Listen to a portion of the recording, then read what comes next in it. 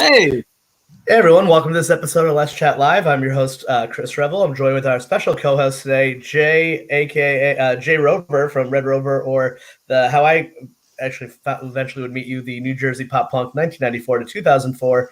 Literally the best Facebook group in the entire Facebook. I think that's a fact. We are so excited today. We're joined by the one and only Anthony. I believe it's Marchant. I guess we'll ask him in a few seconds. From the Power Chord Hour, which is really cool because it's also a radio show and yes, both radio show and podcast. And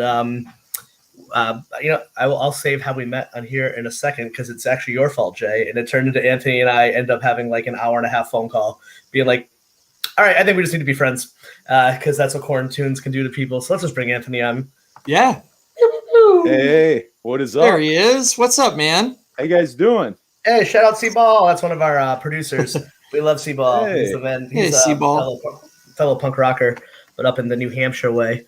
Oh my God. I'm so excited. I don't know if you knew this, Jay. So I'll start this at the beginning. So Anthony and I, Jay were kind enough to invite us on to the Quarantunes volume. I don't remember which volume. Wow. Probably 6, Home 7. for the Holidays. I remember it was called that. Oh, was it Home for the Holidays? Yeah. Okay. That's producer Bree. Hey, Bree. That's my business partner, one of my best buds and partner. And and then, which by the way, that was one of the coolest experiences of my entire life, getting to be on that thing. And we were both on it, and I really liked it. So I think Anthony, somehow we started talking, and then I think we talked on the phone for like 2 hours one night about music and Everclear. And I was like, oh, I love this group. It just brings people together. It really does. That was a fun phone call. That was mad fun. And the Quarantunes is great because I got super high after my segment and just hung out and weaseled my way and get to go meet some of my heroes. So that was like, I still can't even look at that and be like, I can't believe I got to fucking meet Fred Mascherino. Yeah, Fred uses my StreamYard account to do his Sunday mornings with Fred show. Which I watch. Yeah, that's a great show. I love it. Every time I try to tune in. Incredible. Yeah. It's like 10,000 people, fans now, followers. Jeez. It's insane. It was like 2,000 until like 2 months ago, and then it just exploded. So his production value got good. Yeah, it did really get. Do you ever look at it? Because I was watching it the other day. I'm like, why do I like watching Fred Mascherino react to the emo classics? But I do. Yeah, I don't know who does all that stuff for him. I don't know if he does it. I haven't asked him. I can ask him. I'll find out. I hope it's not him because, oh my God. But so Anthony, can you tell us a little bit about your show? Because you're an old school radio guy turned podcaster, but now doing both. Yeah. So the Power Chord Hour, which beautiful shirt there. I love it. So I've been doing the Power Chord Hour now. This is our 5th anniversary. The podcast is a year old, but the radio show I started doing when I was still a young man in college back in 2016, way back there. It was like my last. Yeah, like it was my last semester of college, and I was originally supposed to do a show like on college radio, and it just never worked out. Classes and everything got in the way. But I was commuting back and forth from school. I went to school like 40 minutes from where I live in Jamestown. But I got back in with a station here, 107.9 WRFA. Shout out to them, where I actually interned with them back in high school for a few years. And I had like just talked to them. I was doing an interview for a communications class. And I talked to the general manager there and he just kind of threw it out like, yo, like if you ever want to like just do stuff, come volunteer, come work on stuff, like, we can always use the help. And I'm like, that sounds fun. So I went in, and then a few months after that, I'm like, well, I'm going to do a show. And just started credit to them. Really, I'm just like, I'm just going to kind of play what I want, like punk and alternative. That's just kind of what I say, but it's like, that can mean anything. You know what I mean? I might play the Replacements. I might play, like we're talking about New Jersey pop punk. It's like, I'll throw a Midtown song on there, and then I'll play like Velvet Underground, or like, I'll go like all around. It's like kind of whatever I want to play for the most part. And they've just been cool about that. So I've been doing that like 5 years. And I mean, the podcast has been in the back of my head, obviously. I mean, it's, starting a radio show in 2016, you kind of think about the like podcast side. You're like, well, I should probably do that. But I'm also a very lazy person, which, I'm lazy. So it took a very long time. But last year, end of like 2019, I finally started doing it. I mean, I would say I got the ball rolling where I was like really thinking about it, like, I don't know, most of 2019. And it took about until the end where I'm like, all right, I'll finally do it. My big thing was I didn't know what I'd do in the podcast. With the radio show, I talk and do interviews, but I also spin music and stuff. So it's like, it's a little more of a format that's set up weekly. So the podcast, I was kind of like, which I tell this to people. I have like buddies who want to do podcast stuff. And I'm like, the biggest thing I'd say is do a few before you do it. So you know you can continue doing like a show. Like don't, because you may do it thinking you have a topic or you can just do whatever and you just crash and burn after like 5 episodes. So like my whole thing with that was like, I wanted to kind of get into it. I'm like, okay, what am I going to do with the podcast? Like I knew it'd be music, but I'm like, am I going to do more interviews? Am I going to do solo stuff? And I mean, I do solo stuff, but I try to keep that to a minimum too. Cause I'm like, I don't know how much people want to see that. Like just juggling in my head more than anything. I think I was in my head too much of like, oh shit, what should I do with this podcast? But yeah, so I finally started doing that and it's been great because I mean, I've been doing interviews since 2016, but it's just always kind of been more of a, when I feel like it or when I like reach out or like, you know, if someone hits me up, I'll be like, all right, I might do it. But the podcast has been nice because it's pushed me to do it like way more. You know, the radio show, if I don't have an interview, I can just play music and talk for an hour. And it's a lot, you know, it's a lot easier. With the podcast, it's more of like a no, dude, like you need something this week. Like if you don't have a topic for yourself or something to talk about, you need to have someone on with you. So it's kind of pushed me, which is also great because, I mean, you know, I've hit up a bunch of people who, I mean, I kind of wanted to anyways, but it kind of gets me to do it more. And it's also nice too, because like I forget I've been doing it for 5 years, but like now I'm having repeat guests and stuff. So it's like, oh, like I've been doing this a while, and it's like people like come back, and you know, you kind of form relationships that way. And oh, dude, the best, you know, right? Yeah, it's great. You really, you know, yeah, you can almost use it as a way to become friends with people. And that's all it is. It's a friend maker. Way to yeah, people. it's just a friend maker more than anything. It's like how else do you get to talk to your favorite musicians and animators and actors? Oh and yeah. Like, the whole reason the three of us. The whole reason I know you 100%. two, and you know, Quarantunes, and now let's chat. That beautiful shirt you're wearing. Yeah, I mean, you know, so yeah, that's 100% how like a lot of it starts. Have you ever had the? I would ask this to Jay, but there's like kind of I don't know. There's definitely scene celebrities within the New Jersey pop punk group, but then there's actual people who are like Fred, like really big freaking bands too. Oh fuck! But, I remember watching Fuse back in the day. And you're like, oh my god! But have you ever had that experience of you find like someone you're a fan of likes your show? Like, I mean, I've done mine since 2013, and wasn't maybe until like this year that happened. Like, actually, I can share this with you guys. This actually just happened to me today, completely out of the blue. I got a message from Vinny from Less Than Jake. I don't know him. Love Less Than Jake, known him forever. And he's like, hey, I want to check out the show. Where do I start? And I was like, and we just started talking, and we're going to record an episode sometime in the next couple of weeks. And I didn't do anything, but I've had a few of those experiences where like, and I know Matt from Streetlight listened to one of the episodes, which I was like, it's weird because you're like, I've paid money to see, I mean, when we did that call with the Quarantunes, I paid money. I've definitely bought the Ergs records. I bought Census Fails records. I bought Midtown records. I totally bought a bunch of Taking Back Sunday. Even, man, I had an early break in Pangea. Like, I was like, guys, I paid money for your stuff. Why are we peers now? I bought my dad Where You Want to Be for his birthday once. Wait, what? I'm sorry, what's that? I said I bought my dad Where You Want to Be for his birthday once. I mean, and like watching, awesome. And like Fred is on Fuse and shit. Yeah, like I think of all that stuff. I'm like, damn, like I used to watch you on Fuse or Heath, like with Midtown. I've said it a bunch, but like I skipped my community college graduation to go see them reunite. I was like, fuck it. Like I knew I was going to another college. I'm like, I'll graduate again. Yeah. When's Midtown? Midtown will only reunite once. I'll graduate That's again. That's a fair point. You know what I mean? So I drove up there, and I would say the main ones, them and Hidden in Plain View too. Joe's been on the show.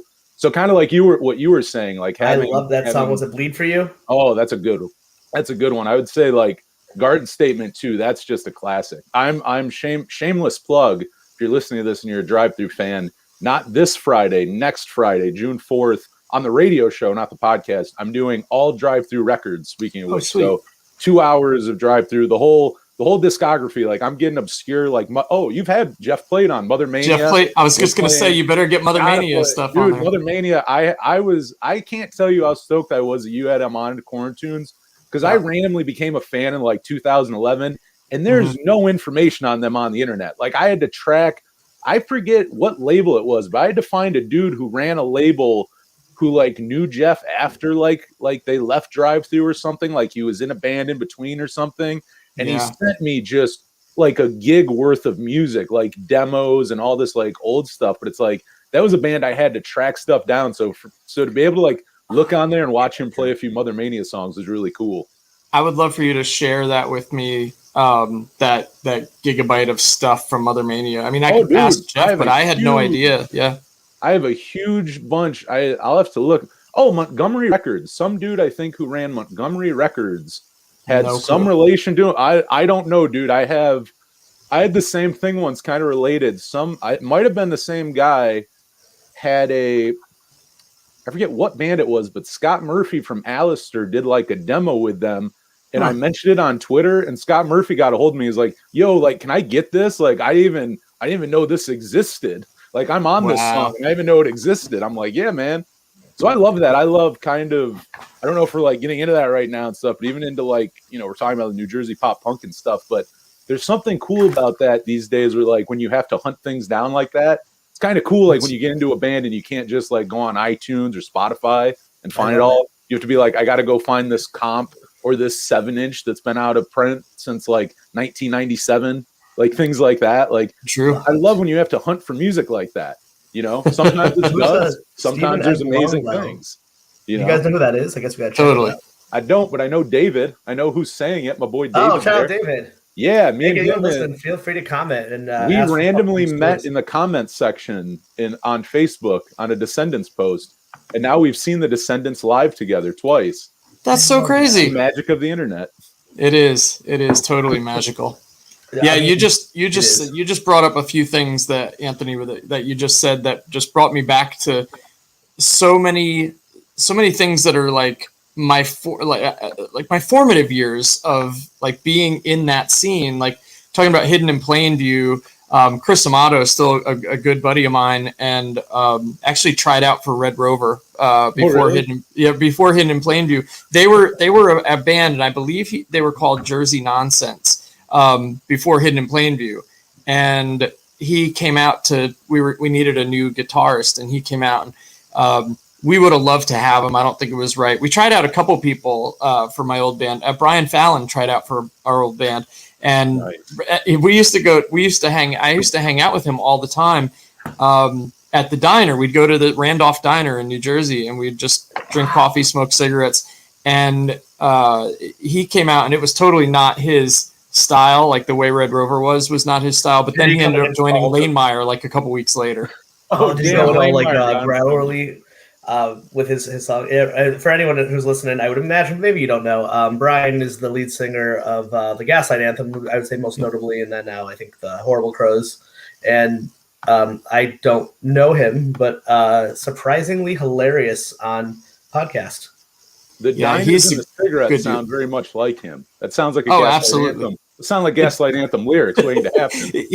He's very very autobiographical in his lyrics. Like I don't doubt, and he was always that way back then too.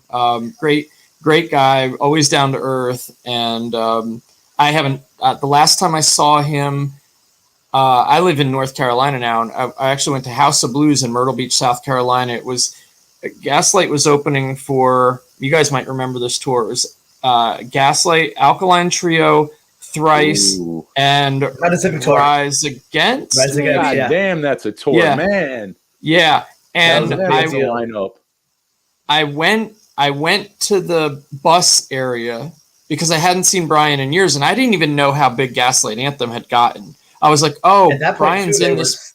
They were still they were opening, but they were. They shot up after that. Oh, God, so that I went. Perfect. I saw one of the merch guys or the roadies out back, and I was like, "Hey, can you just tell Brian Fallon that Jay Vix is here?" And he's like, "Yeah, sure." And I'm like, "He may not even go tell him, whatever." 2 minutes later, Fallon comes out and he's like, "Holy shit, what's up, dude?" And next thing I know, I'm upstairs in the back in the green room with the Gaslight guys, and Matt Skiba walks in, and like I was talking to Skiba for a couple minutes, and I was just like, "This is mind blowing. Like, what is going on right now?" That was definitely one of the cooler moments of post scene life. I mean, that was like 2012, I think, 2013 maybe. Now is that the House of Blues with alligators? It's like an alligator farm on it. I don't know if there's an alligator farm, but there is like it wouldn't surprise me. There's like a moat around it, and that area of North Carolina is House of Blues. That's what I know about that House of Blues. Yeah, you're probably right. You're probably right. Okay. So, it looks like you're right. I guess it is. Thank you, David. I'm happy that factoid wasn't just some crazy thing I made up in my head. Well, it makes sense because I see them on the golf course once in a while. Jeez, really? Oh my god! Yeah, I didn't know that you guys had deal with that. I thought that was only Florida. No, I got North and South Carolina. I got a listener in Florida, and she always sends me these pictures. I don't know where her and her husband go, but like it's on the water, and there's always these huge ass crocodiles like coming up to shore. Like at first, she'll send me a picture, and it just looks like a lake or something. And then she's like, zoom in, and I zoom in more, and just this huge monster is coming out of the water. And it's just like, you probably shouldn't be standing there. Like anything that can get you on land and water terrifies me. Yeah. Either one, he'll get you. It doesn't matter. And they're fast too, from what I they're quick. They're quick, fast. Yeah. They don't usually want to like mess with you. Like usually they're just like chilling out, laying down, sunbathing, but yeah, I wouldn't go anywhere near them because they could chase you down. As a hiker, my biggest fear is bears. Gosh, yeah. It's like my demise that I really fear is like being out there one day, like breaking an ankle or something, and like a black bear coming along. Totally. Bears and alligators. Just use your punk rock knowledge to scare it away. What'd you say? As it comes over, just to yell at the bear, be like, "Brian Fallon tried out for Red Rover and didn't make it." And then he'll save your life. You won't believe it. He has to run to his computer and check it out. He's like, "What?" Doing Landmeyer. Okay, he did end up joining Landmeyer. It hasn't been documented on the podcast. I don't know the story, but I'm assuming that something didn't go great. It's been hinted at. I love that. Wait, show. in Landmeyer, like with Brian? Am I making this up? I just am assuming. I don't know Doyle personally, but his tone sometimes is hard to read. So I've constructed a whole story that everything went to hell. Listen, I've wondered the same thing before.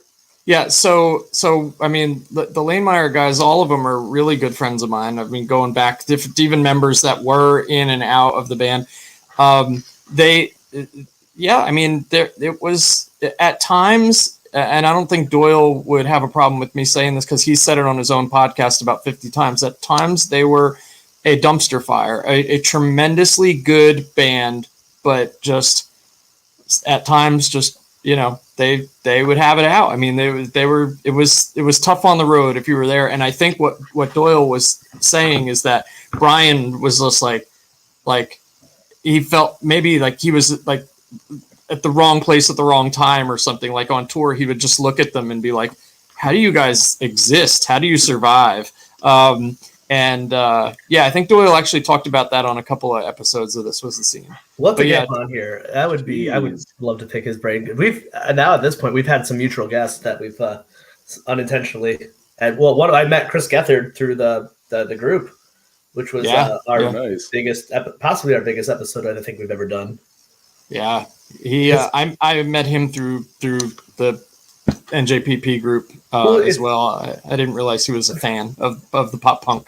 It kind of blows my mind. We're I'm like, oh my God, Heath, you were in Census Fail. Everyone's like, yeah, whatever, but Midtown. And then you're like, oh, Chris Gethard, like, oh, that Chris Gethard guy. I'm like, dude, like we did our interview the night before him and I recorded. He was on Conan, and like it made me look really cool to the one person at work who knew who Conan was. There are people who don't know who Conan. Isn't he just have his last show? I think so. Yeah, coming up. Yeah, Conan's done. Is it where he's going? Yeah. Oh, cool. I have HBO Max, so that's good. Yeah. Maybe I'll get I'm like, I got to turn my PlayStation on. I'll just watch YouTube clips. But so Jay, it's so interesting to me because like I know Anthony and I think we're a little closer in age, but like I wasn't a part of the New Jersey pop punk scene, or by the time I wasn't going to New Jersey shows, it was past 2004.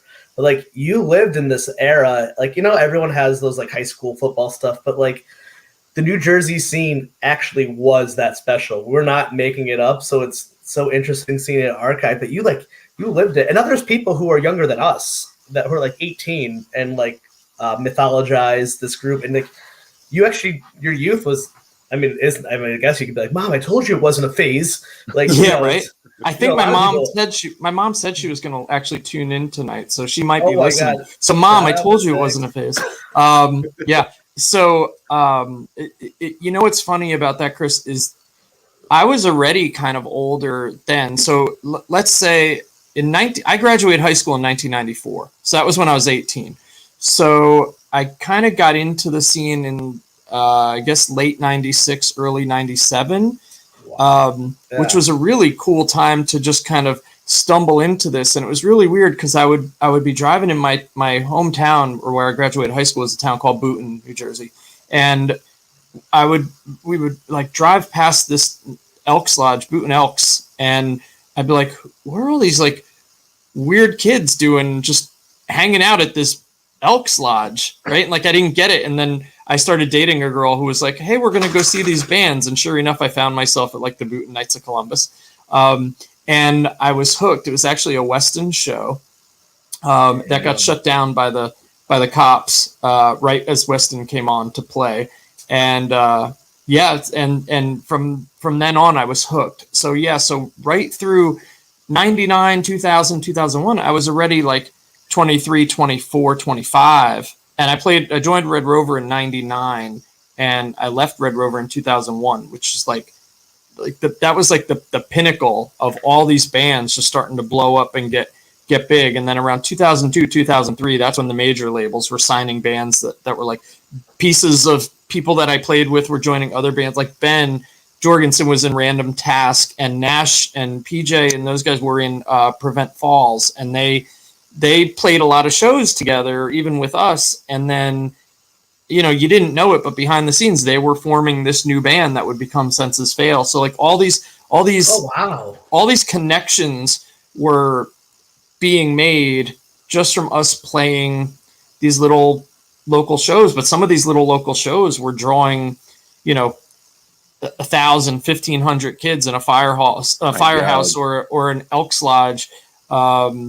And the scene just took off. It was really cool. And any band on tour wanted to come play New Jersey. Like they were stopping in New Jersey because we would get bigger draws than New York City, because in New York, everybody's got a million other things to do. But in New Jersey, that's all we had. I mean, I remember helping Jimmy Eat World load equipment into the Wayne Firehouse. Like that show was enormous too. But there was a lot of,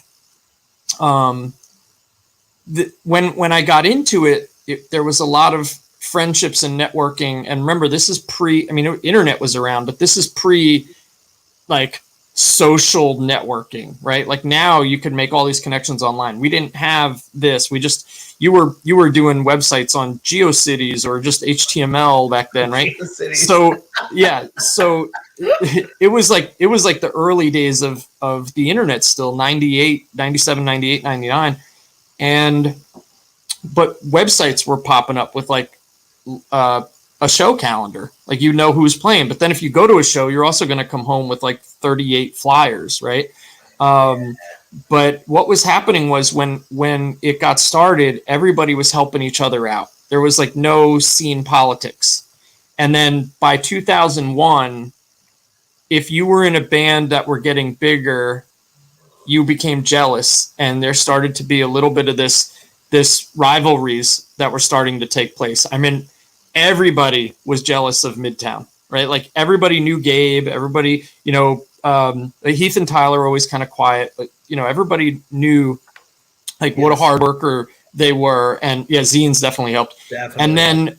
And then like they started blowing up, and a lot of the Jersey bands were like, what the fuck? How this happened to them and not us? But it's like, you had to realize how much work Gabe and even the rest of the guys, Rob Hitt and Heath and Tyler, how much work they were doing. Like they were putting in the work to get to that next level. And it started to pay off. And then, of course, Drive Through putting their spotlight on New Jersey because Richard and Stephanie were from New Jersey. And then being out in California and getting big and having this like war chest of money, they started seeing bands from New Jersey, and it just started blowing up. It was like a groundswell. I could talk for days on that old scene. I love it. I'm glad I'm on tonight to kind of. I think we're gonna have to do that. So I would love to do a special on that because I'm actually just interviewing what's his name, Kyle, who's making the Last Scene doc. I think actually tomorrow. I think we're recording. Because I'm just obsessed with all the archival stuff, and like I'm like I didn't make it up because even growing up in Connecticut and like even though Anthony, I remember when we talked, we were like, I've never been to the Wayne Firehouse, but I know what it is. Wayne Firehouse. I actually was going to a funeral in that area once and drove by it with my dad, and like it was a horrible, long story, very sad experience. And like my dad's like, why do you know where the Wayne Firehouse is? I was like, I've never been, but it's like a legend. Actually, at this point, I've watched hours and hours of YouTube from the NJPP archives. Yeah, it's insane. It's like I grew up in Connecticut. Why did I know about the Hall? Like, why did I know about the Manville Elks Lodge? I've never been there. It's a rock and roll landmark. We opened a show at the Manville Elks Lodge. It was like our 6th or 7th show, and we opened for, it was Saturday Supercade, River City High, nice. Newfound Glory, and Saves the Day. And Piebald was supposed to play, I believe, as legend had it. Piebald was originally on the flyer, but they got they canceled because I think they were on like a one of the late night shows, like whoever was on it, Leno, or it wasn't Leno, it was like Letterman or something.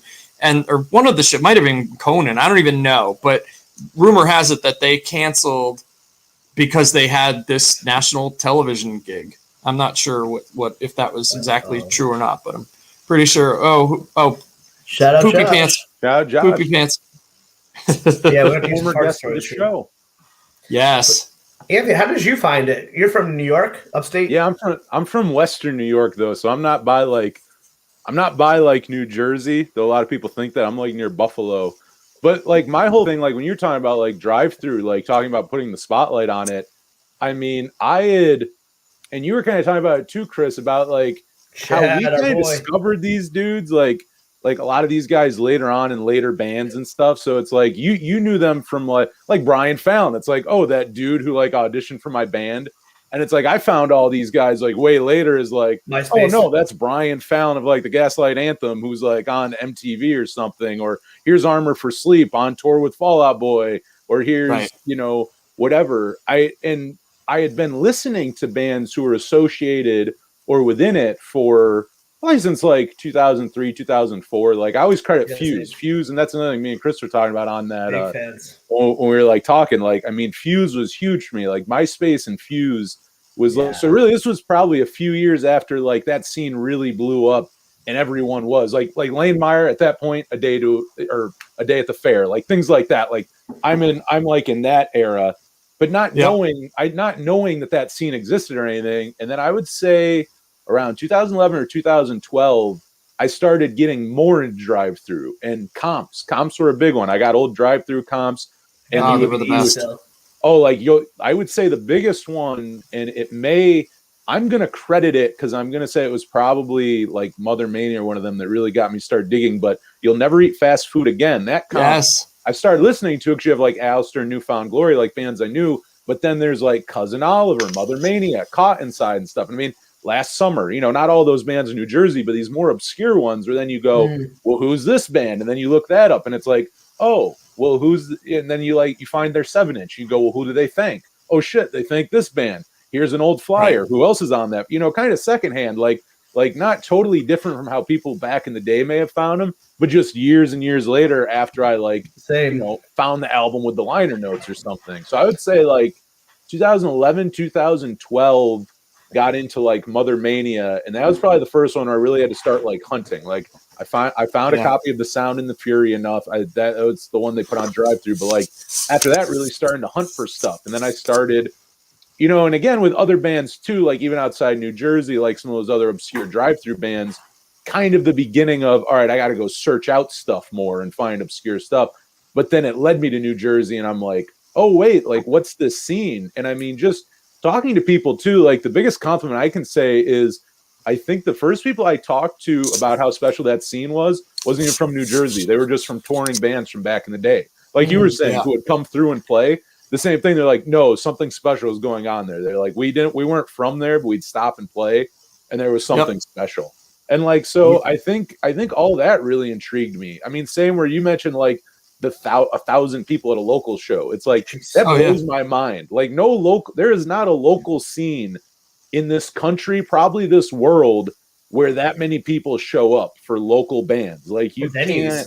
Yeah. Like, venues that can't fill 1,000. No, you're not kidding. Like there's national touring acts who, they go play.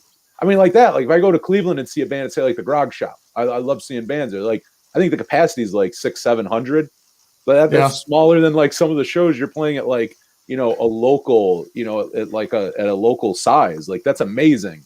So I think that kind of intrigued me. And then just from there, just going on. And I mean, the archives were that's a huge help.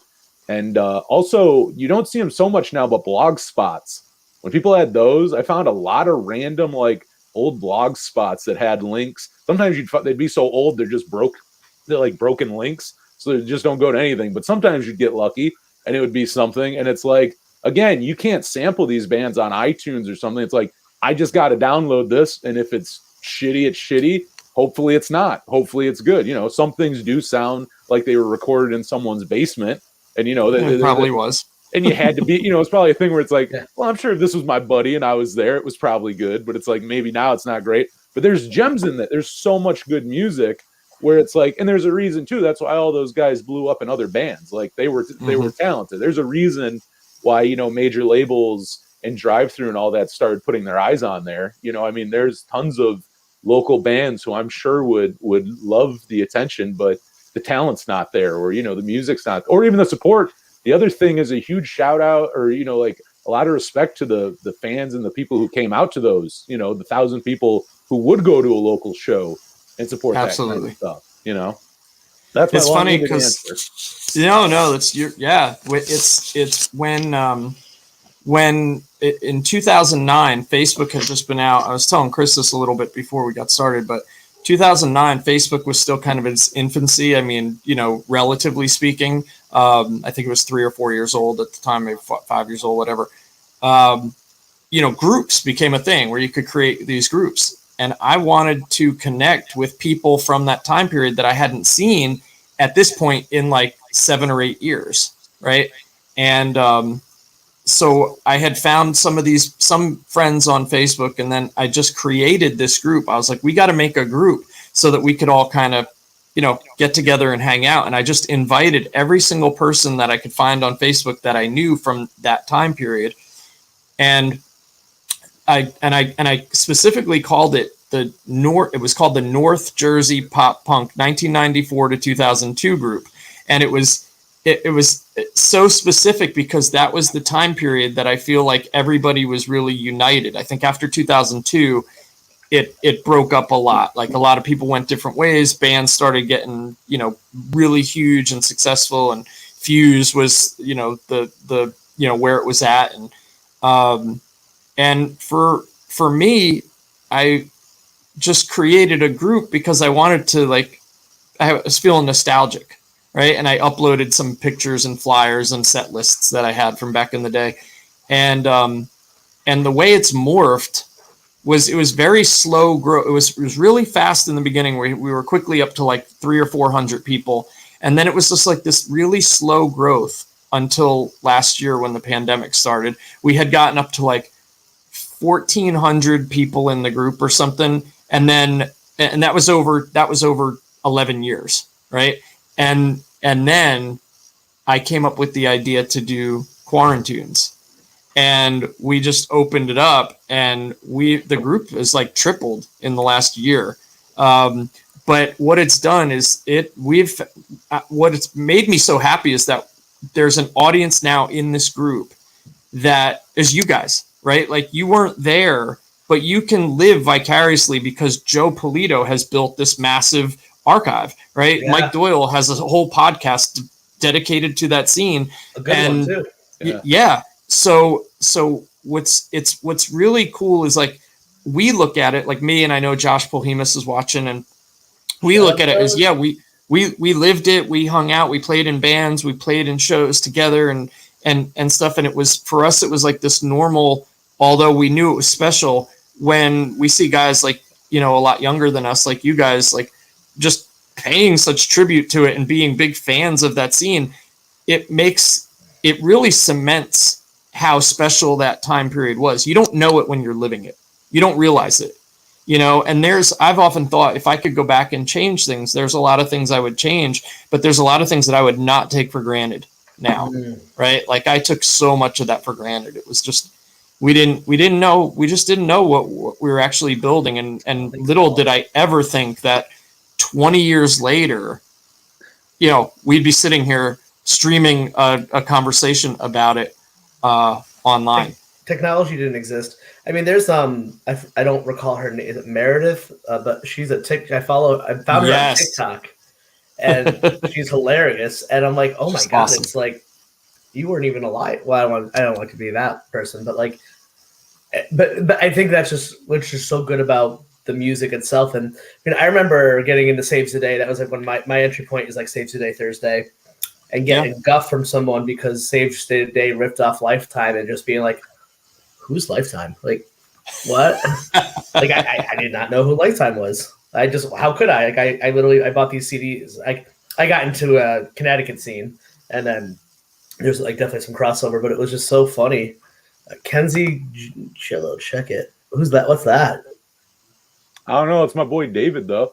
David, maybe he's tagging someone. Maybe he's telling people. Is that a musician? Well, I guess.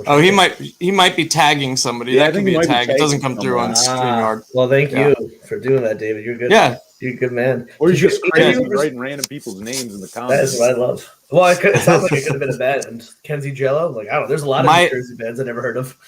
We call my daughter Kenzie. She's Mackenzie, and we call her Kenzie. So I love that. But she's only 5, so we're not checking out. Check it. Did you guys see that documentary, Bastards of the Young, when it came out?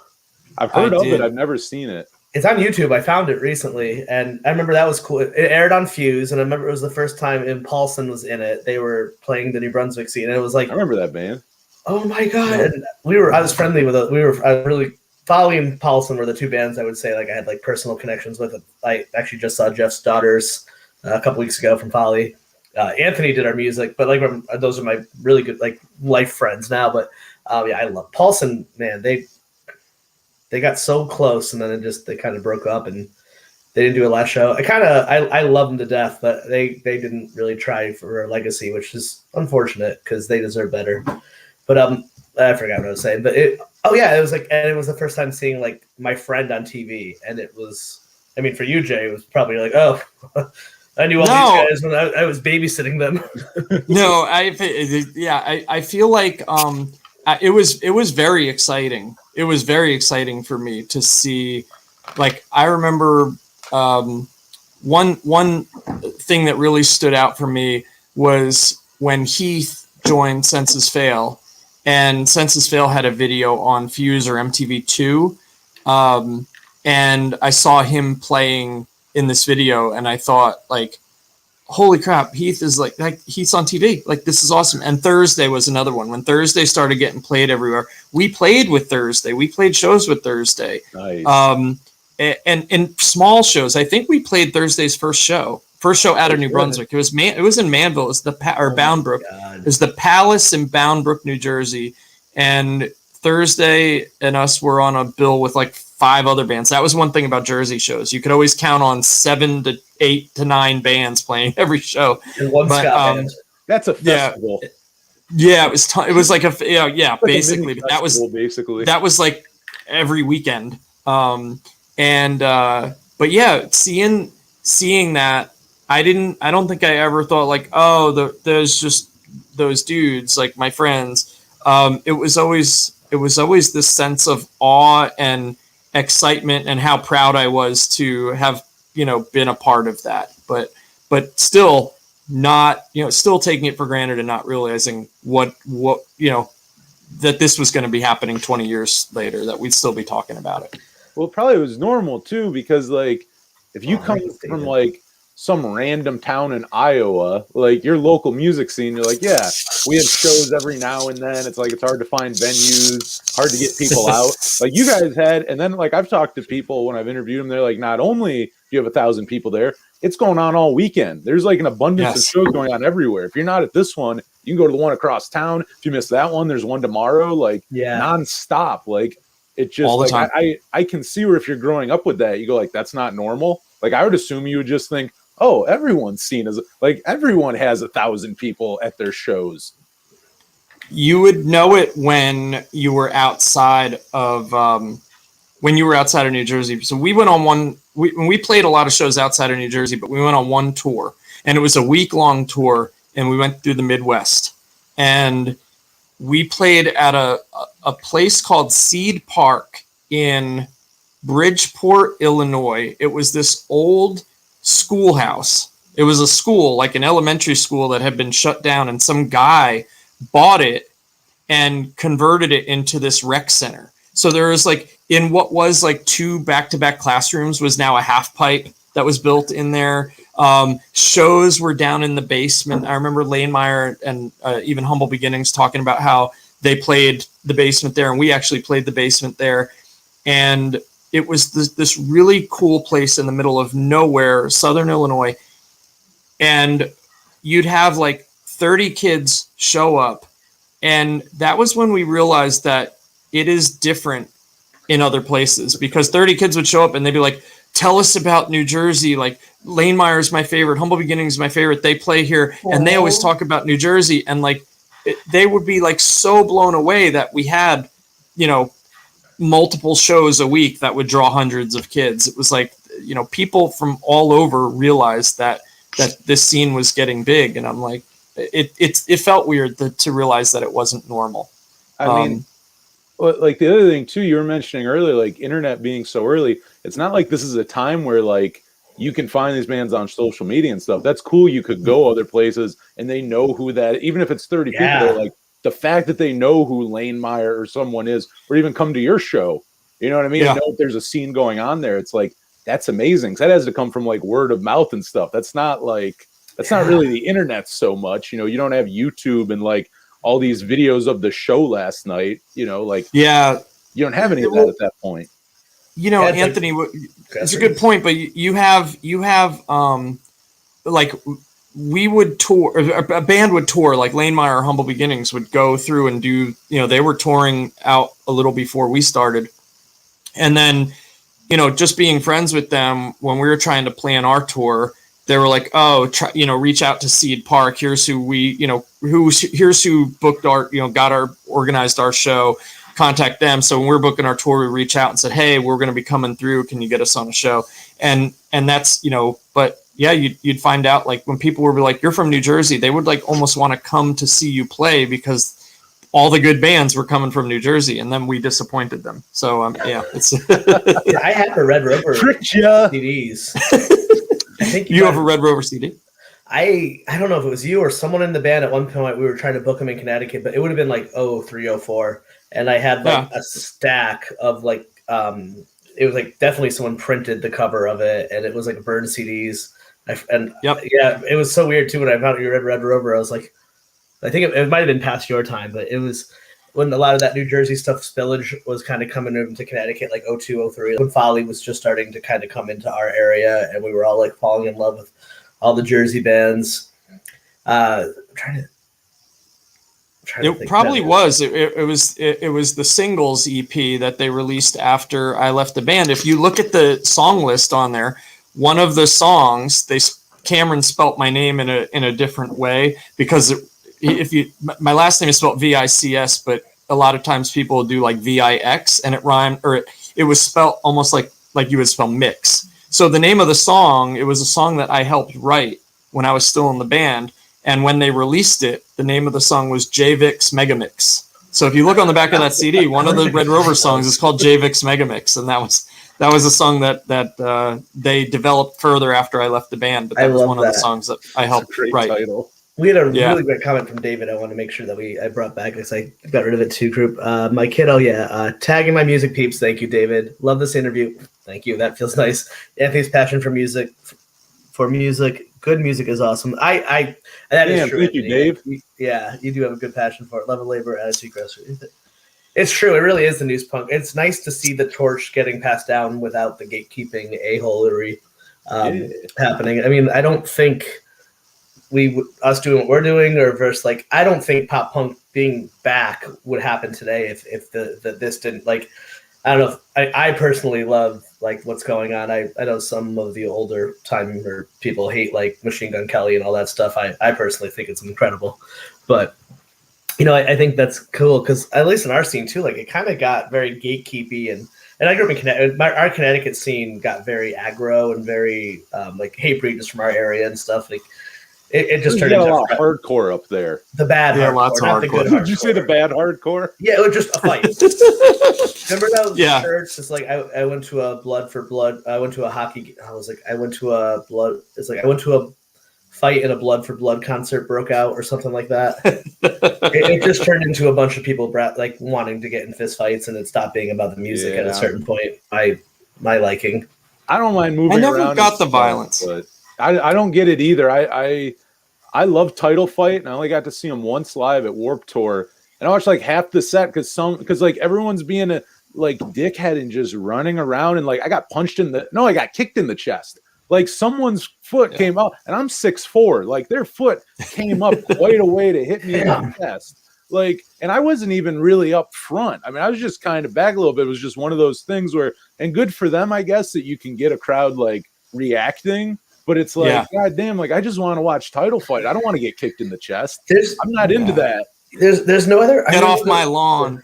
Yeah. I remember going to see. I felt that way at age 20. I remember seeing Folly one time. Yeah, I did too. I was in Massachusetts. We were seeing Folly in Springfield or around that area, and there's a band called The Breathing Process, and their drummer, I'll say he was an asshole, Skip, but like not a lot of people there. And like for some reason he thought he would like strike. When people do that thing where they just run into the crowd and punch for no other place in society can you do that. Like and he like punched me in the head, and I was fuming, angry. And Folly stopped the show, and it turned like I'm not a fighter, and everyone's like, "Yo, there's no crying in hardcore." I'm like, you can't just punch somebody and not expect them to react. Like it's me, so you would have won the fight. So obviously you pick someone that you thought you could take. But like, and that's what happened. Like people like basically would just walk up to you and assault you and get mad at you for reacting. Yeah, I don't like that. But that's when we started going to New Jersey because New Jersey was still much more friendly and nice and kind. I mean, obviously there were fights and things went wrong, but it just. Well, they were all the bills would be there'd be a hardcore band, but then there'd be a ska band or a pop punk band. It wasn't just 5 grindcore bands back to back. Yeah, no, that's true. There was a really New Jersey had an amazing hardcore scene, like underground that came out of like New Brunswick, New Providence, like all. If it was a town with a new, there was a hardcore scene. But like really cool bands, and even if I was never the biggest fan of hardcore. I mean, I liked some of it, but I would never mind being at a hardcore show because people were cool. Like it wasn't always violent. I'm sure it existed, but people generally in that scene the crossover was like you said that you could easily have a pop punk, a ska, and a hardcore band all playing one show, and everybody gets along. And actually, that's Weston. Awesome. Weston used to play with hardcore bands all the time, and they were the furthest thing from a hardcore band. Same today too. And it's just everybody just kind of. If you were friends with somebody in that band, you might not even on any other day you might not listen to their music, but if you were friends with people in the band, you hung out and you enjoyed it. There was a lot of people that I typically might not have gone for that style of music, but because I have friends in the band, I like the music in the band because you have that connection with them. So So, hey, Anthony, so in the beginning, we were talking about how you use your podcast, like we like to use our podcast to just talk to, or basically people would be friends with. Who are some of the people you've used? I know I've listened to some episodes. You've done some with the Midtown guys. I listened to your Everclear episode too. That was real good. That was fun. That made me very sad. I don't live in Minneapolis anymore because I think we probably could have done that in person. It would have been rad to be like including like when you're talking about like growing up, like, oh, like so and so that Everclear one. So I'm like, damn, like I remember being like 4 or 5 and hearing Everclear. So I'm like, damn, like I've been listening to this guy forever. You know, I'll get. I think I think I get like that too with interviews. It's less about like I don't really care how famous someone is. It's more of like oh my god, like how much I give a shit about their music. I don't really care how big you are. Like that's never a thing. I'm just like, holy shit, you're like so and so. Like I would be if I met Jeff Plate, I would probably be more starstruck, be like talking about fucking like Mother Mania and stuff than like I don't know. Watching. Like I don't even know what example to use, but like, you know, I'm more into that where I'm like, I'd rather just talk to someone who I'm into than like someone because it's a big name or like maybe it'll help get views or something. But I don't know, like as far as like finding people, I will say too, everyone who's been associated with like New Jersey and Drive Through Records as well. I mean, I think at this point you can tell I love Drive Through. Oh yeah. And like I've had Heath and Rob on from Midtown. They're great. Joe Rio from Hidden in Plainview. He's great. Tim Rogner from Alistair. He's really rad. I listened to something over Fulton yesterday. Love it. Okay, talking about rock and roll landmarks, I've driven by and taken pictures of the Fireside Bowl in Chicago because of Alistair. Another one, awesome. A shitty looking bowling alley in a sketchy neighborhood. It's like, gotta go take pictures. Alistair and Alkaline Trio, and everyone's played there. I remember telling that to someone who used to go to shows there, and they're like, why? Like, no, it's disgusting in there. Quit idolizing this place. It was disgusting. Like, no, that place is legendary. Documentary where Anthony and I travel the country to see places that are not impressive to anyone but us. Oh, I was just I just did. I think you mentioned it earlier, but the Alkaline Trio episode I did the other day with my friends on the podcast. I was talking about going to Sky Harbor in Arizona, the airport. I saw the exit for it, and I'm just like, gotta go there. Gotta go play Goodbye Sky Harbor in my car. I gotta go hang out for like 16 minutes at that airport. Like, well, that's what I was telling them too, is what a weirdo I felt like, because I'm walking around on the inside. Like I went inside the airport, like I walked around for a minute. I have no luggage on me. I'm just walking around taking pictures on my phone. You can even do that. I mean, okay, I have a better one. Speaking of being sketchy in airports, I have multiple stories being sketchy. This is one of those stories that, like, if you weren't, you're on a list, the story would have ended. Oh, that's what I'm thinking, because it's like I don't know what you do. Like the TSA agent comes up and I'm like, you know the last song on Clarity? Like, what are you doing here? And it's like, you know the last song on Clarity, man. Like it's Sky Harbor. But no, Alkaline. What, sir? Do you have Alkaline? Yeah, Alkaline. What?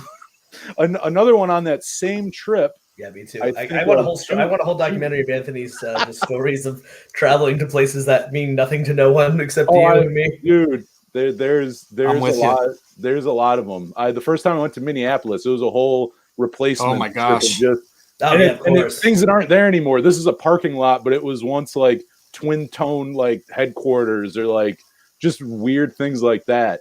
But the other one, a few weeks before Sky Harbor, I was in Seattle, and I went to, I think it's the TIAC airport, and Sub Pop has a store there. Sub Pop Records. But wow. I wasn't flying out, so I tried sweet talking my way through the gates, and they were not having it. I'm just like, I'm not flying or anything. I just want to go buy like a Sunny Day Real Estate record. Like, just let me through, man. And they would not. They would not. No one understood that. And then I couldn't find my car after either. It was a very big airport. So it's like I spent like $10 to park, and the assholes wouldn't let me go to the Sub Pop merch store because it's on the other side, whatever it's called. Like when you do the check bags and stuff, like you couldn't get there unless you had a ticket, basically. But it's like you can't tease me with a Sub Pop merch store in an airport and then have it on the other side so you can't get to it. You got to write to Sub Pop and tell them this. Yeah, that's my right as an American citizen. It's true. Go to the Sub Pop store and buy overpriced Nirvana shirts. Like, you know what I mean? Right. That's pretty wonderful. That is awesome, though. You really have been to a lot of cool places to see cool things. That Minneapolis trip, that would be on my bucket list for sure. That one. I'm moving there a few years later, and I'll basically, after a random stop, like, I'm going to see replacements things and go to record stores. I'm like, oh, this city's pretty cool. Like, I think I'll move here. All from landmarks, all from going to rock and roll landmarks. I had that with New Brunswick. I remember the first time going to the Chord Tavern and having like my friend show me where the Bouncing Souls house was, and be like, "Yeah, Somerset." I remember taking a picture of the Stone Pony when I went to Asbury Park for skating. I've never been. That's another one. And Asbury Lanes, that's another I've never been, but like I'm like, oh, that's one of those ones, same as Stone Pony, where I'm like, I'd love to see a show there. Yeah. Those, like in my head, it's famous to me.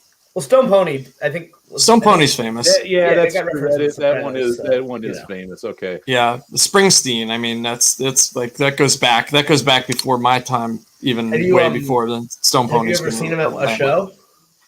No, I never saw Springsteen at a show. Did you? At a Bad Religion, Folly opened up for Bad Religion, and Bruce was just there hanging out. And apparently that wasn't abnormal because all the staff's like, oh yeah, he's here all the time. Did you see Bruce? The boss himself. I stood next to him in the bar and was just like, hi. Well, that was the look on your face, Chris, right there was the same look on my face when I stood next to Greg from the Bouncing Souls in the bathroom in Charlotte like 2 years ago. And I'm like, and then I'm like, hi to him. Well, maybe not in the bathroom. I did say hi to him in the bathroom, but I actually was like, hey, what's up? And then I waited till he came out after to actually talk to him. So I was like, it'd be awkward to like start that conversation while we're washing our hands. But Stone Pony, that'd be a good show. Josh, that's a good one. I saw Angelo from Fishbone someplace in New Jersey. It was like the washed up tour. I don't even know, but like John Frusciante was not in Chili Peppers at this point. He was like strung out on a lot of drugs. And Angelo from Fishbone played, I don't even remember where it was. My buddy Mike Masterson and I went. We got tickets on WSOU, which is Seton Hall's radio station. Not from Jersey, I know exactly what that is. Yeah, and we went to some club, I don't know where it was, and we saw all these people who were in huge bands that were on this weird tour, but Angelo from Fishbone was playing that night, and he was like the nicest guy in the world. There was like 15 people at this show. John Frusciante and Angelo were playing, and there was like nobody there. Oh, yeah. That was cool. I know Josh had some fart and poop stories he wanted us to bring up tonight. Well, I don't know how much he wanted me to bring them up, but did you guys hear the episode of it wasn't a regular Quarantunes episode, but it was a last summer. It was like around the 4th of July. I was like, I'm just going to go live tonight. So I got in touch with Heath. I got in touch with Josh, talked to a couple of people, and I'm like, hey, anybody want to just jump on and we'll do like an impromptu campfire Quarantunes? And Josh came on. Yeah, we just I didn't announce anything. It was like I thought of the idea that afternoon, and like 4 hours later we were live. I just reached out to a few people, but I'm going to ad-lib their stories. So my buddy Nick, you guys see him on Facebook as Soda Pop Curtis. He's been on a couple Quarantunes episodes. He helped me with Rusty from H2O and stuff. But he told the story. Yeah, that little band. He told the story about how he went to a roller skating rink when he was like in like 6th grade or something, and he had Mexican food before he went, and he was in the stall and he thought it was just going to be, just going to be a fart, and it turned into a shart, and then he was like, his roller skates slipped out from under him and he got poop up the back of his Jim McMahon Chicago Bears t-shirt. So anyway, he tells this whole story much better than I could. I'm only taking bits and pieces. It was great. And then Josh said that he was camping and he went, I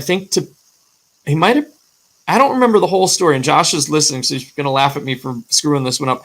But he sharded, and he had taken his clothes off, and he just had to walk back to his campsite, but he had to walk past like a Cub Scout or Boy Scout troop on the way, and he was like so terrified that somebody was going to see him and how creepy that would have been. Now, I think I'm like kind of getting it wrong and right, but Josh can kind of tell me if I'm at least in the ballpark with that. But So yeah, it's a hysterical. But if you notice, then on the next Quarantunes, Josh wrote a story about Nick's sharding story. Josh wrote a song about Nick's sharding story, and it was like, I thought I farted, but I shit. It's a song on one of the Quarantunes now. You can see. I gotta go back and hear this. Yeah, I have to go back and watch. It was like, I thought I farted, but I shit. And it's a whole story of shitting yourself in the roller rink. And that's enough poop stories, I think, for tonight. But I definitely missed that one because I'd remember that. Roller rinks, yeah, that's another thing of the past. Like, those aren't a thing anymore. Hey, we had Skaters World in Wayne. Storage unit. Yeah. Or storage space, yeah. We don't have any around here. I mean, I think when I was a kid going to skater rink, it was already a thing of the past, and now I think they're all gone. At least where I live. Yeah, the one I'm talking about was like run down. Like even when I was born like 92, or not like 92. I was born in 92. 92, 93, we're not sure. I had to think. It's kind of like 92. Got to verify it. But yeah, even then it was kind of like run down and like, oh yeah, this thing's seen better days. Yeah. Well, I think roller derby kind of popped up. Yeah, that did for a minute. I don't know if it's still. Remember, like 10 years ago, that being at least like around me, that was like a thing, like all out of nowhere, like all the there's really like a movie about it and stuff. Like it was like a whole thing for like a minute, and it may still be. But I remember just out of nowhere, I'm like, that came like, where'd that come from? Yeah, it was like this renaissance. Back then, though, like seeing early Thursday Midtown and all that stuff, like, did you have a sense of like anyone is like, they're gonna pop, they're the next thing, this is it? Like, I mean, I remember watching Gabe in that documentary of the Bastards of the Young and just be like, this dude just pops on camera. Like, he's just so, we'll throw it out. He's very handsome. Let's all throw it out there. But I think he's aware. Nice looking man. Gabe's good dude. They were a bunch of handsome fellas, but they were also talented. You know? Absolutely. And the nicest. Always helpful. I'm going to tell you a little quick story about Midtown, but to answer your question, Chris, no, I didn't see. I mean, you watched Midtown kind of get the drive-through big, drive-through MCA big, and you'd start. I think a lot of it really broke with like My Chemical Romance, and like a year or two later, and Thursday. But that's too bad. But let me tell you a little bit. So we were on that 1 week long tour we did of the Midwest. When I was booking it, we were trying to get up to play Chicago, and we realized that we didn't have a show in Chicago, but we had a day off. And I noticed that Midtown and the Stereo were playing at the Shelter in Detroit.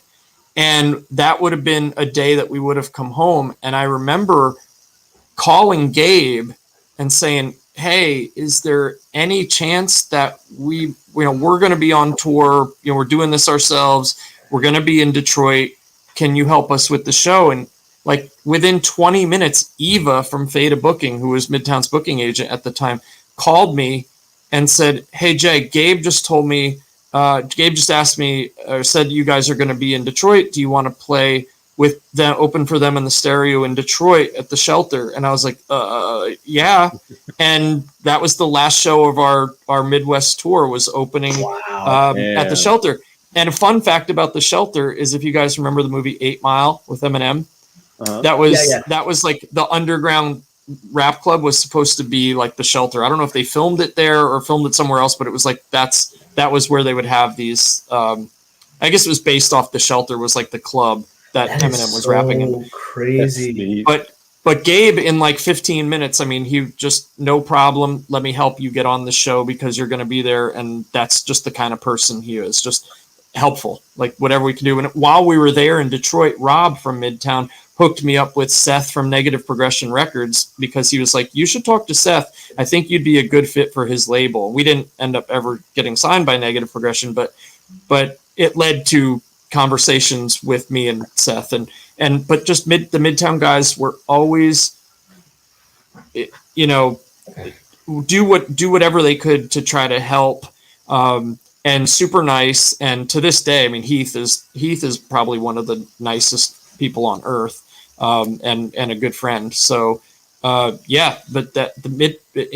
that was the band that I think was like the biggest one during my time in the scene, and I didn't see it coming with everything that followed. I mean, after the that. real world. I mean, that's true. I still have the outtakes. Well, Spider-Man 2 Stu, soundtrack. yes. Oh, yeah. I think that might have been the first place I heard Midtown. Actually, it was Give It Up Was on that the the one, Spider-Man 2 Dashboard? soundtrack. Yeah, Dashboard was on there. Vindicated Yeah. was the big song on that, but yeah, Midtown was on there, and I'm about 100% sure that would have been the first time I ever heard Midtown. It was on the Spider-Man 2 soundtrack. Funny.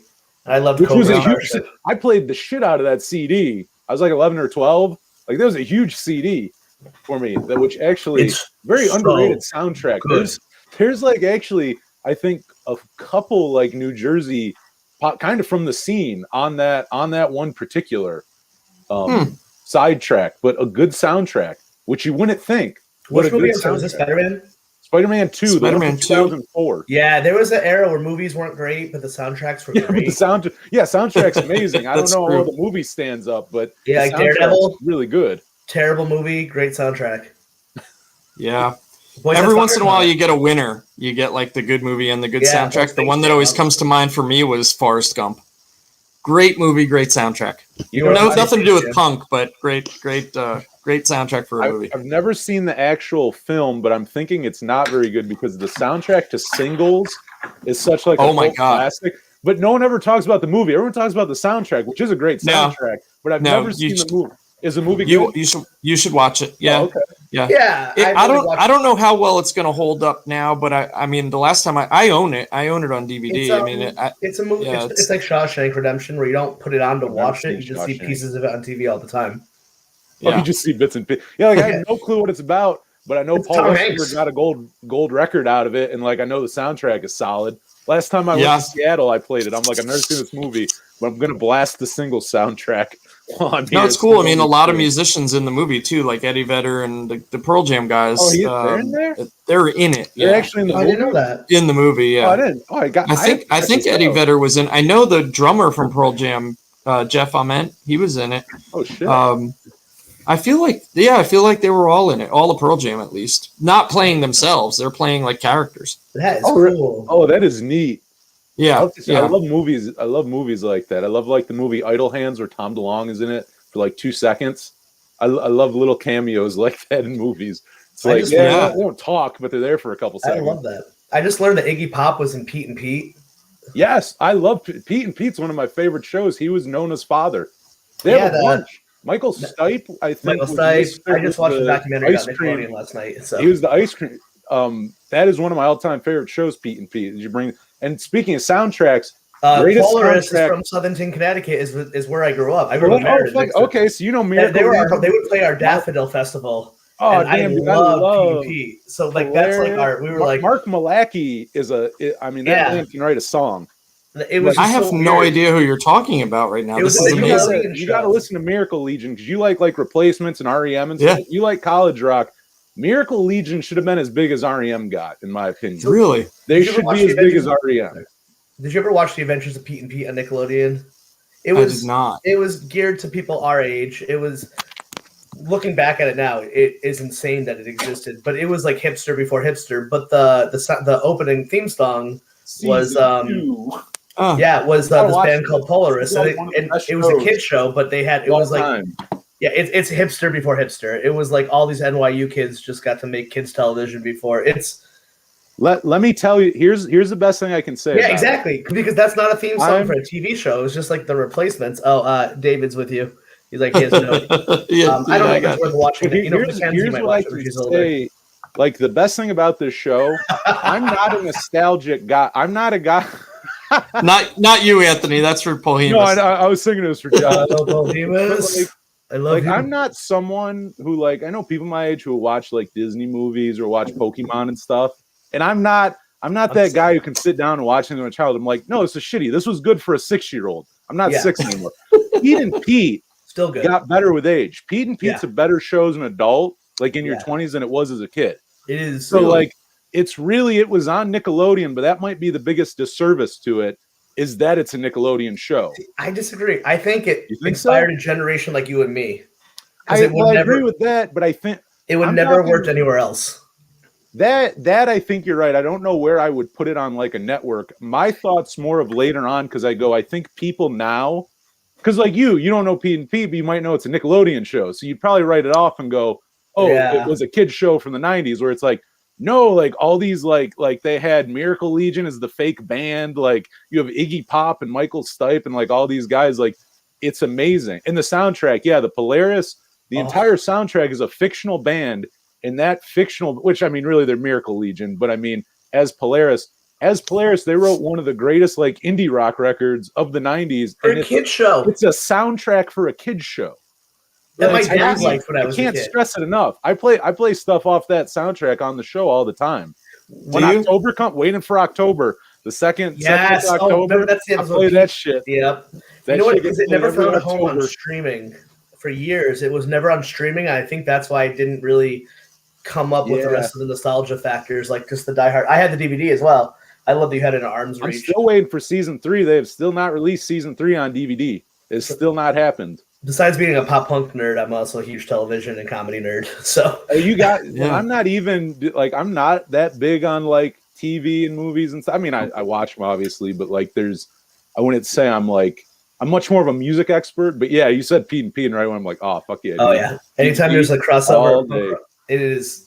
Yeah, I think it's now on Paramount Plus or something, but it is funny because Jay, you listen to Polaris and Miracle Legion, you'll like them both. You'll like Mark Malachy, the guy, the lead singer in both of them. I mean, he really it like Miracle Legion is like great, just 80s college rock, and that's what they're from. Okay. That's where they're from. But like, and they played with REM and stuff. They played with all them, and just extremely talented and underrated. Like anything he does, but Polaris and Pete.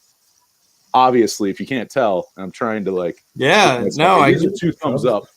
Jay's like, what are you guys talking about? No, you don't share the love here, but you've never seen it.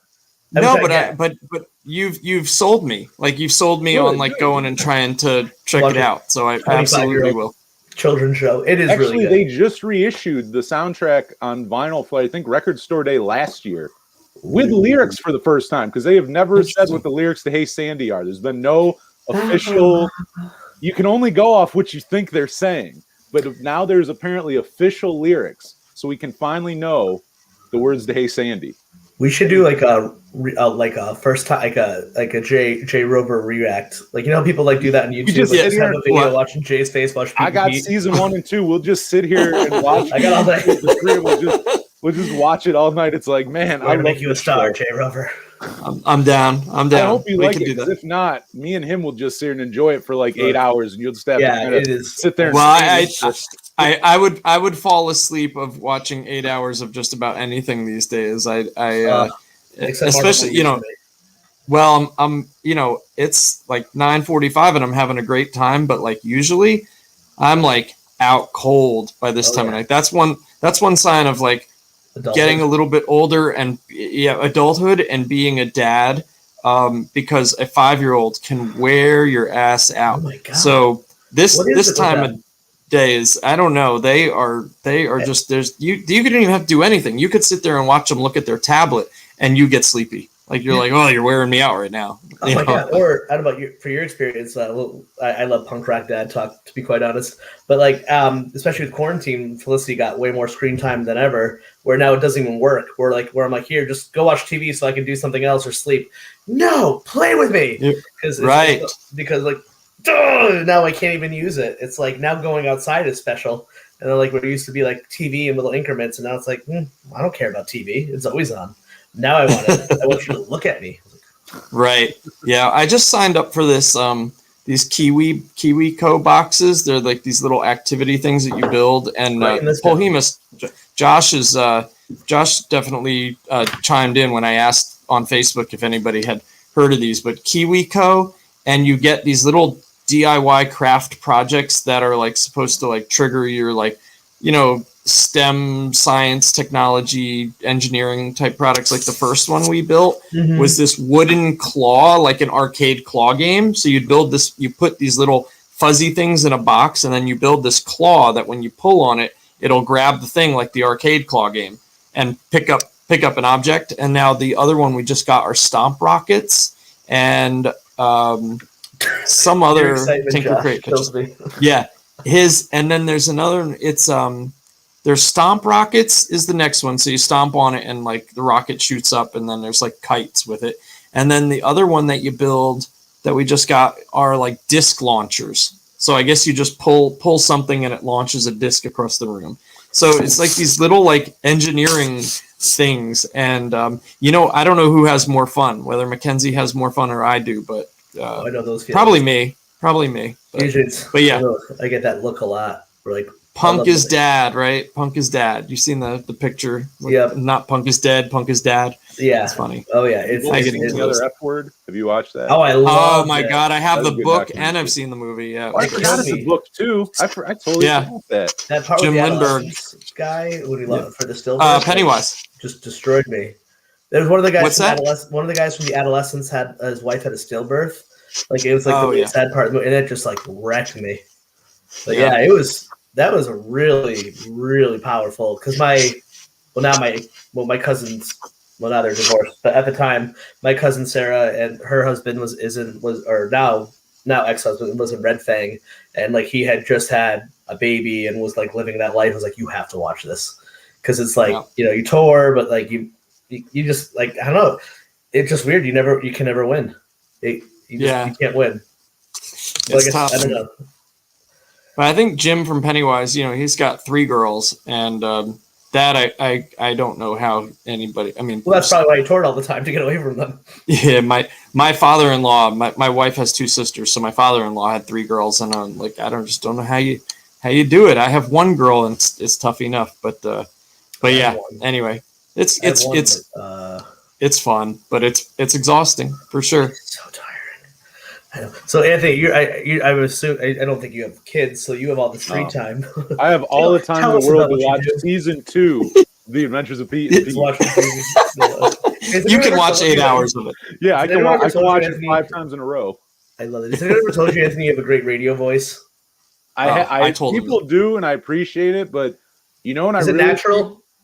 I think it is, and here's why. I did I was working phones for a job a year or so ago, and those people over the phone would tell me I had a good voice, and I didn't think they were kissing my ass because they didn't know I did like anything. You know what I mean? It was just like phone sales or some shit. So I'm like, oh, maybe I really do.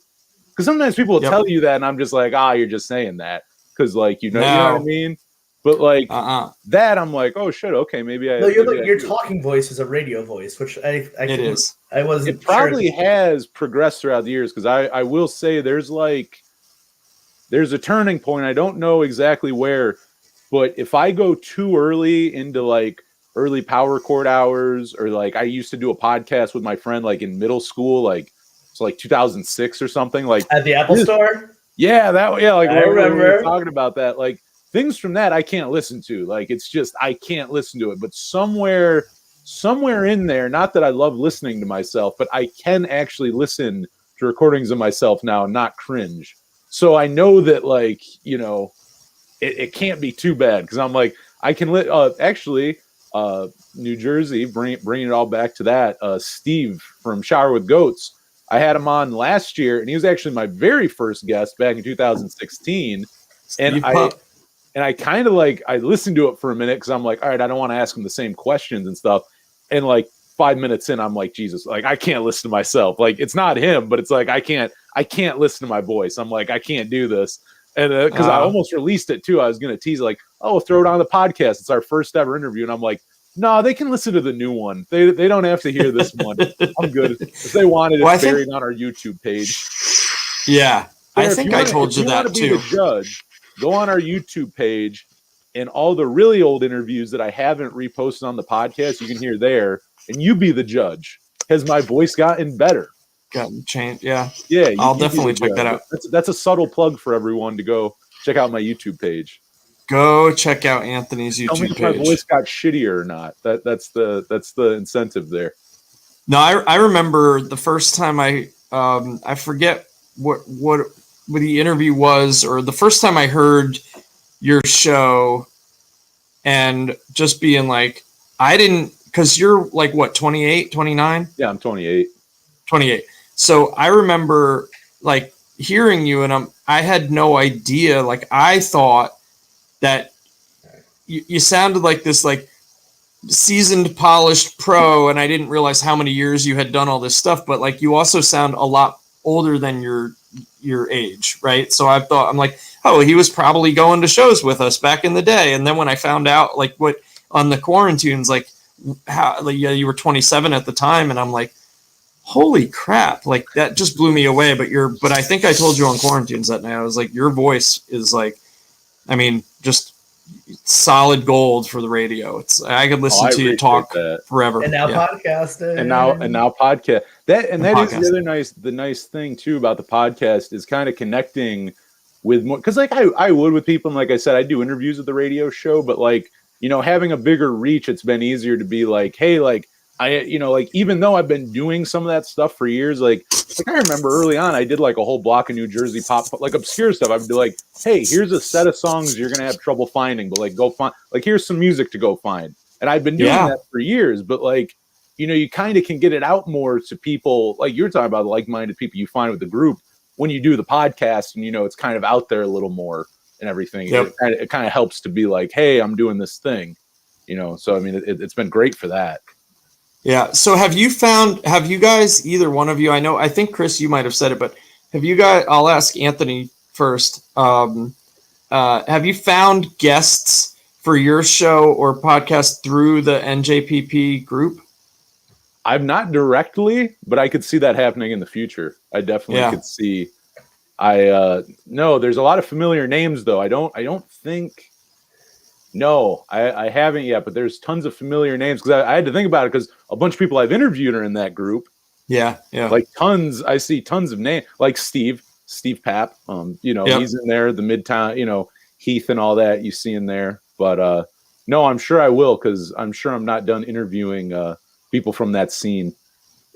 Absolutely. And you should. Yeah, I think when Christian started the Jersey Interchange, he had reached out to me. I assume he must have found me through that group. You know what? Maybe I was trying to remember how me and Christian met each other. Maybe that was through the Facebook group. Shout out Christian, another good dude. He came on with Josh. And it turned out he was an editor for Fuse. I was like, oh, that's right. I forgot about that. I need to hear everything. And turns out back in the day, nobody ever knew his name was Christian. He went by Manny. Everybody called him Manny for a number of years. Yeah. When I don't remember him from back in the day. I mean, his face looked familiar, and I'm sure we crossed paths a million times. But we started talking after Quarantunes, when he started doing the interchange, and Quarantunes had just come out. He and I started talking, and Steve Jaworski from LWL was like, "This is Manny. Like, it's his name. You know, everybody's calling him Manny." And I was like, "Hey, Christian, why did they all call you Manny?" And then they told me that's what everybody referred to him. And apparently that had to do with the guys in Smack and Isaiah, who later became Wilhelm Scream. Oh yeah. Like they called him Manny, like, because they were on tour together, like Smack and Isaiah, and I guess LWL or something. So, but yeah, he like a lot of people from New Jersey know him as Manny, not Christian, but because it's Christian on Facebook, everybody, and that's how I knew him. I'm like Christian. But yeah, I guess back in the day he was Manny. I booked Smacking Isaiah's last show, the last date of the tour of Smacking Isaiah. Happened just by happenstance. Their home club was in New Bedford, Massachusetts. It was a place called Reflections. Reflections was like a dual. I don't know if I'm saying this right. The building was like two things in one, like a duplex maybe. And on one side, it was this little venue for punk rock bands. And on the other side was an AA, Alcoholics Anonymous, like meeting room. So you'd go play a show, and then you'd walk over. I remember one night we played a show, and I'd walk over to the other thing, and I was playing chess with some guy, and he was telling me about all the years in recovery he had. And we were just playing chess after the show. And but that was Reflections in New Bedford, was like, that was Smack and Isaiah's like home club. It was just, you know, that place that everybody played in New Bedford, Mass. It was like you had to play when you went up there. So cool. I have one last thing. We can kind of wrap it up, because I know we all have to go to bed. But we'll have to do a part 2 or some version. Yeah, of this is fun. Too much fun. But yeah, it's great. This is if I don't know if I'll have to tell this to Doyle, but I remember listening to This Was the Scene. I was listening to This Was the Scene with Nuno from Smacking Isaiah, and I'm in Rhode Island, so New Bedford's right there. And he was telling some story, and it wasn't a bad one, but he was talking about, I think something happened between All About Records, and I had interviewed and Russ from All About like a little earlier, but then the next day Russ, was I had him on my show. We got to do one of those in person a couple years ago. It was awesome, great dude. But then it's at Comic-Con the next day. I remember I was playing video games, listening to This Was the Scene. Next day, go to Comic-Con, and I bump into Russ. I usually see him there every year. He like sells shirts. Like he's really into the awesome. community. I'm like, yo, Russ, I just heard your name on This Was the Scene. And he's like, what's that? And then I'm pretty sure, I think I might have gotten Nuno in some trouble because Nuno said something not one, and it wasn't terrible, but it was just so funny. And I was like, how weird is it that I was listening to this, and then the next day I just happened to bump into him at Comic-Con. That's so weird. Yes, how's he doing? I guess he's doing well. He lives overseas. Yeah, I usually only see him once a year at Comic-Con. Last time I saw him, he was overseas getting like a master's, and he sells like T-shirts. He like travels the country selling shirts, I think. But it was like that's Russ wild. And Kevin, the guy who was taking over. Fun. Like they had me over to their venue. We talked for like 3 hours one night, and it was the coolest. Yeah, he's the one that booked all the shows at Reflections. He booked us both. I remember talking to us back in the day. A good guy, and I think I'm getting a selfie for all of us here. Let me see if I can get my camera with my phone. Hold on. I don't want to block my face with this. Let's see how I can do this. There we go. That's good. On a computer. I got it. Just go ahead. Go ahead and look and smile. All right, I think I got it. Cool. All right, I'm gonna post that later. But guys, I've had do a part 2. Yeah, David. Thank you, man. Hell yeah! Shout out, David. Yeah, well, definitely. So, where do people find you all online? I'll start to my right. Jay, you go first, and we'll go to Anthony.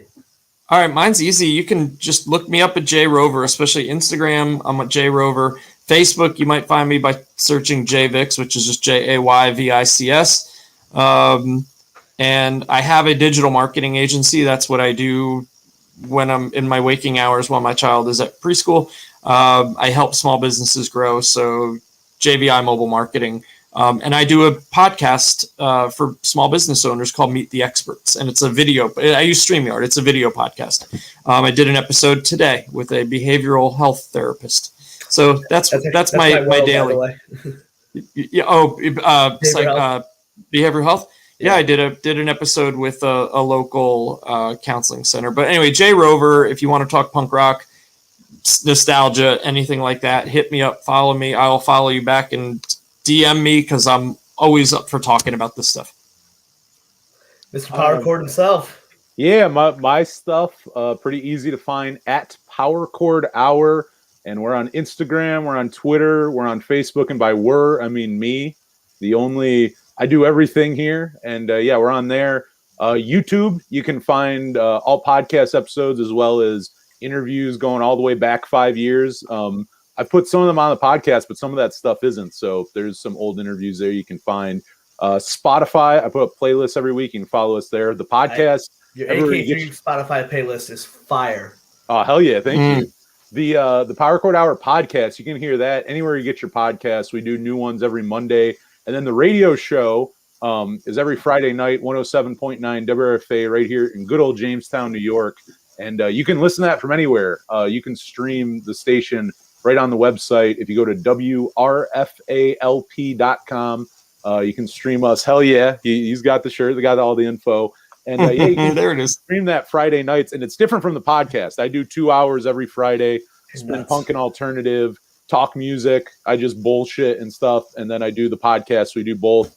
Oh, and hit me up either on there or powerchordhour@gmail.com.